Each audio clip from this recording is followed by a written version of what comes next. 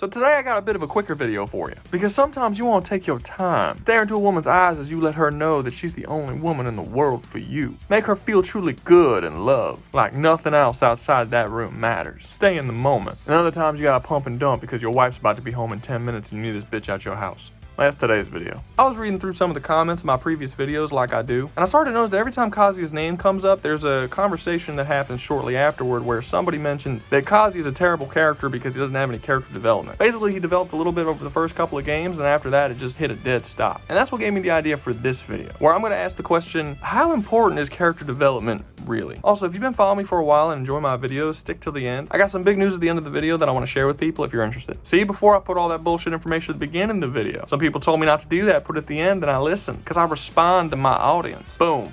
That's a Rouga W. So how important is development in a character? This is probably going to be surprising to a lot of people, because I imagine no one's ever said this to them before, but it ain't. Now don't get me wrong, I'm not saying that it's not a useful tool and it doesn't improve a story when it's in it and done well, but this idea that people have in their heads where a character cannot be good unless they have character development is just not true. I can literally name thousands upon thousands of characters, amazing characters that have no character development whatsoever. So if a character development isn't the thing that's important in character, what is? Well, that's character depth. And character depth is not the same thing as character development. Character development is a means by which you can obtain character depth, but it's not the only means. As long as you have some means of acquiring character depth for a particular character, that character can be a good character. So what's the difference between character development and character depth? Character development is how much a character changes from the beginning of the story to the end of the story. It's a character arc. I love me some character arcs, right? It's Luke Skywalker being a worthless farm boy that becomes the hero Jedi by the end of the trilogy. It's Iron Man being a selfish, egotistical playboy, turning into a selfless hero who sacrifices himself for the good of the entire universe. Some of the greatest characters who've ever been written are that way because of their fantastic character arcs. And I would never deny that. But what is character depth? Character depth actually has nothing to do with the character himself. You don't have to change the way you write the character at all. Depth is the understanding the audience has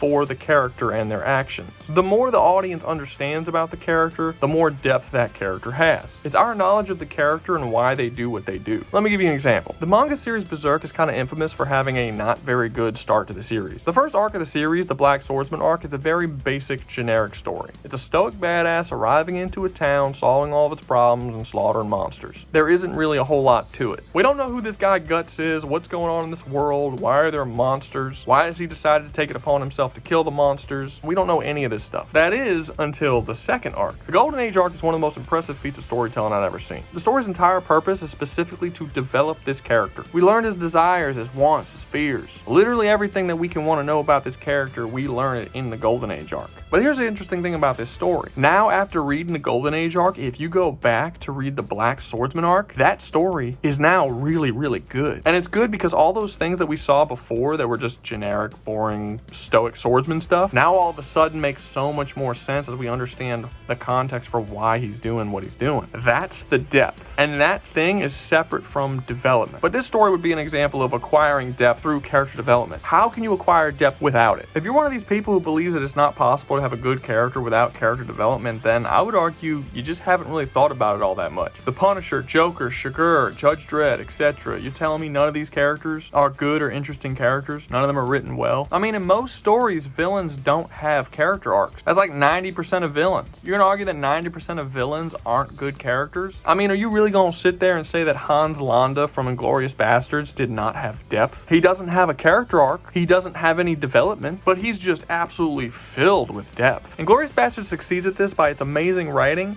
and absolutely spectacular acting from Christoph Waltz. Every little smirk and subtle eye glance done from the actor tells you everything you need to know about what he's thinking at the time he's thinking it. And the writing does a really good job at telling you multiple things at the same time. You have one scene with the character that's giving you information on the story while also telling you all sorts of things about the character. And while it might leave you with questions about his past and how he got to this point in his life, you really don't have any questions about him as a person. The movie gave you more than enough information. You know that he's a sadistic opportunist that really doesn't have anything against Jews, but is more than willing to use his skills at hunting to get ahead in life, on top of really enjoying it. But this example doesn't entirely work for what I'm trying to do because it is a villain. And I can absolutely see the argument of someone saying that a villain doesn't really count because character development and character arcs are really only important when it comes to the hero. And to that I give you another example. Captain America.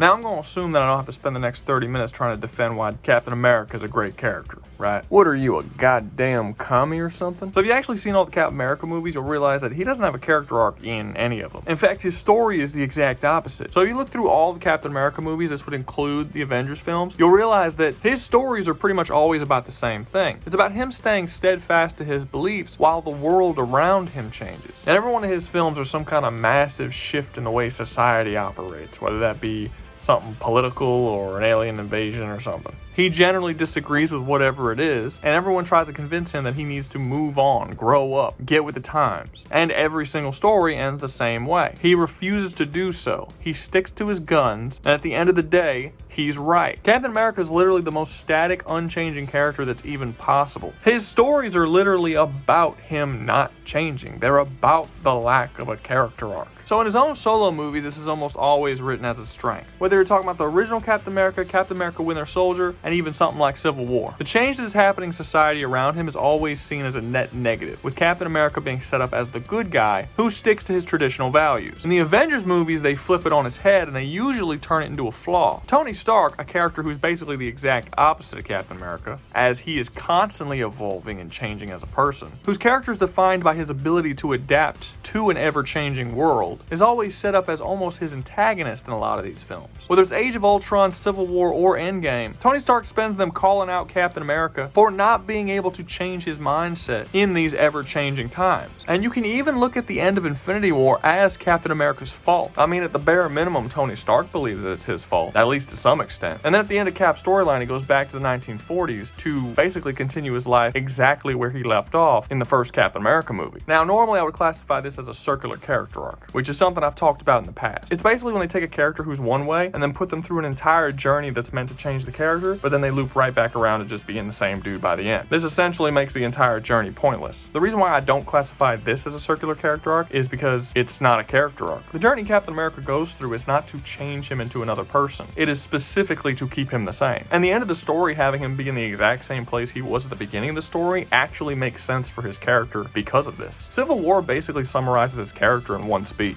And she said compromise where you can. But where you can't, don't. Even if everyone is telling you that something wrong is something right.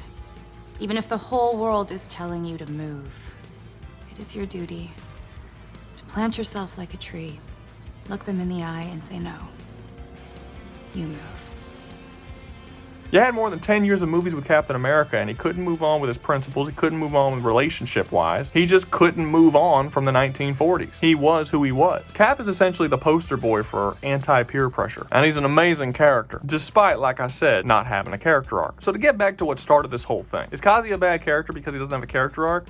No. That doesn't mean Kazi is a good character or a bad character. That just means if he is a bad character, then character arc's got nothing to do with it. But stick around, I'll be having a Kazi video coming out pretty soon, and I'll go into more detail on this. And that's it. That's the end of the video. Yeah, I told you it was short. If you were just here for the pump and dump, it's over. You're good. You can go now. I'll be sure to leave the money on the table, you whores. For the rest of you guys who are more interested in the future of the channel, stick around. So I already mentioned in a previous video that YouTube kind of had me bent over a barrel. So in case you haven't seen that video, quick explanation is, when I hit 500 subscribers, YouTube asked me to start a membership. Basically, it's this thing I didn't even know existed on YouTube, where I can optionally charge people a certain amount every month to give them certain benefits with the channel. And I told them I wasn't really interested in it, but when I did, they essentially cut all my viewership. Like, they just stopped showing my videos to people who weren't subscribed or had already seen my videos in the past. This essentially cut the growth of my channel by like a fraction. So sadly, I have to please YouTube by paying them their blood money. And I created the membership they wanted me to create.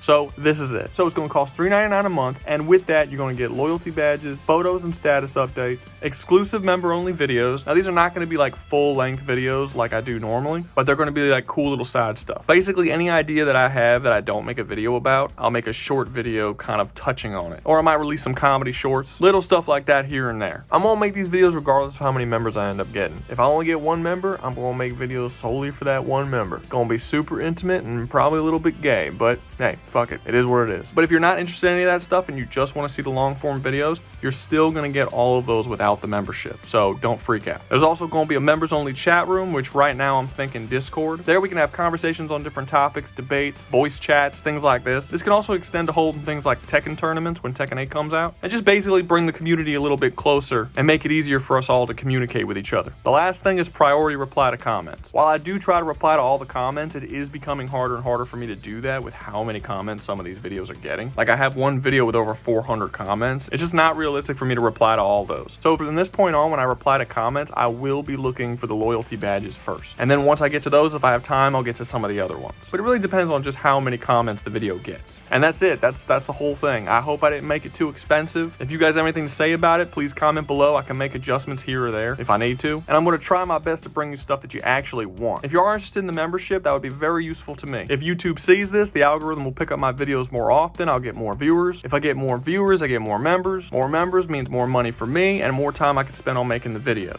I'm already back at work now, but after New Year's, I'll be kind of going in full force again. And the amount of videos I can make each week will drop down significantly. During the holidays, I was able to make 2 or 3 a week, but once work starts back up, it's going to go back down to what it was before, which is basically like 1 video a week, maybe every week and a half. I just won't have the time to make them like I am right now. But if I ever get to the point where I'm making enough to pay my bills to where I don't need to go to work 60 hours a week like I normally do, I'll have more time to make more videos. Just right now, that's not realistic for me. So I'd be thankful to anybody who helps the channel grow so I can bring you guys more content. And basically that's it. By the time this video comes out, the membership should be up and you can just go click on it and look at it right now if you'd like. So if you enjoyed the video and you'd like to see more from me, like, comment, subscribe, click that little bell icon, and y'all be safe out there, you hear?